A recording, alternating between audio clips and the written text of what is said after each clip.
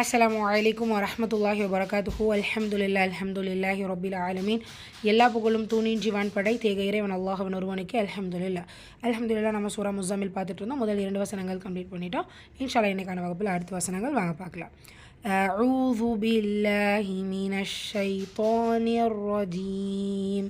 பிஸ்மில்லாஹிர் ரஹ்மானிர் ரஹீம்.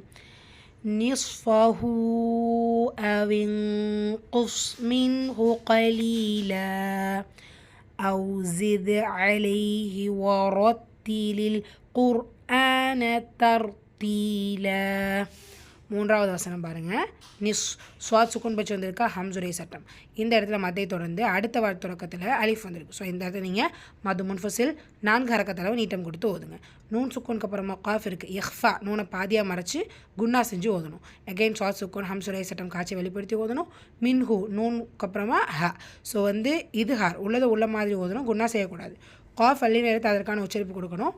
இந்த இடத்துல யாமதா ப்ளஸ் இங்கே என்ன இருக்குது, வசனத்துடைய முடிவில் ஃபத்தகத்தை வந்திருக்கு. நம்ம ஃபத்தாவை மாற்றி அலிஃப் மத்தா கூடிய சிஃபத் கொடுத்து கம்ப்ளீட் பண்ணுவோம். அடுத்த வசனம் பாருங்கள். அவு ஜித். ஸோ இந்த இடத்துல வாவ் சுக்கூன் அந்த இடத்துல அசைக்கக்கூடாது. அவு ஜித் தால் தான் கல்கலது சுக்ரா சிறிதாக அசைச்சு ஓதணும். அலைஹி வா ரொத்தீலி ரா ஃபத்தா பிச்சு வந்திருக்கு வல்லினமாக ஓதணும். தால ஷத்தா அழுத்தம் கொடுக்கணும். லாம் சுக்கூன் கமரியா சேர்த்து ஓதணும். காஃப் வல்லி நேரத்தை அதற்கான உச்சரிப்பு கொடுக்கணும்.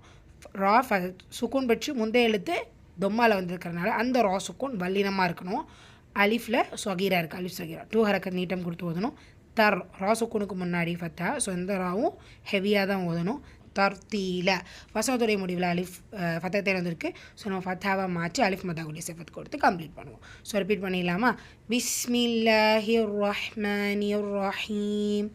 நிஸ்ஃபஹு அவ் இன்குஸ் மின்ஹு கலீலா أو زد عليه ورتل القرآن ترتيلا.